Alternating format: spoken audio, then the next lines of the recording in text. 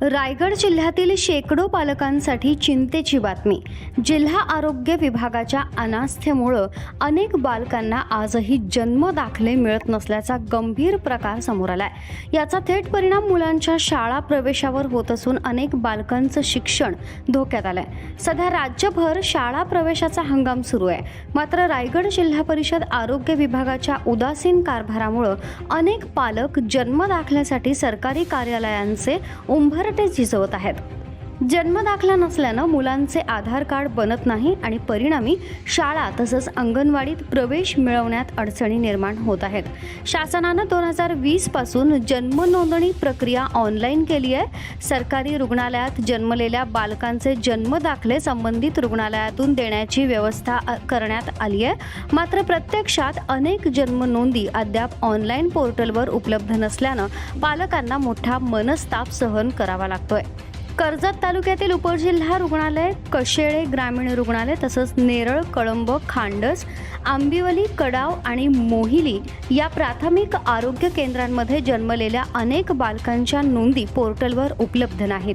त्यामुळे 2021 पासून अनेक बालकांना जन्म दाखले मिळू शकलेले नाहीत। एकट्या नेरळ प्राथमिक आरोग्य केंद्रात तब्बल 27 बालकांच्या जन्म नोंदींबाबत संभ्रम निर्माण झालाय, तर तालुक्यातील इतर आरोग्य केंद्रांमधील प्रलंबित प्रकरणांची संख्या आणखी मोठी असल्याची माहिती समोर येते। नाव हरचंद्र गोपाल भगत, मुक्काम आंतरड नीट। माझ्या मुलाचा जन्म झाला आहे सरकारी हॉस्पिटलमध्ये 22/3/2020 ला। आज 6 वर्षे प्लस झाली।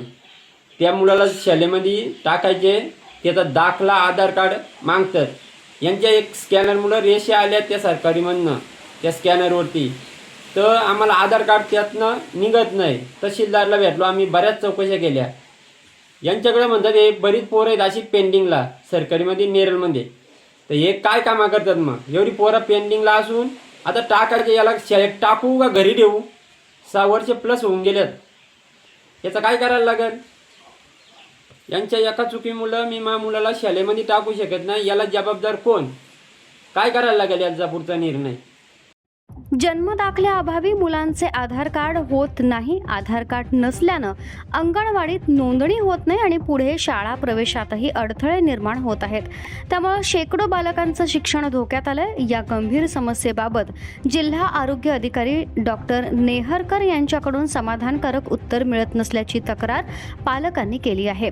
आता प्रश्न असा उपस्थित होतोय की प्रशासनाच्या हलगर्जीपणामुळे शेकडो बालकांना शिक्षणापासून वंचित राहावं लागणार का? मल्हार पवार, महाराष्ट्र न्यूज 24।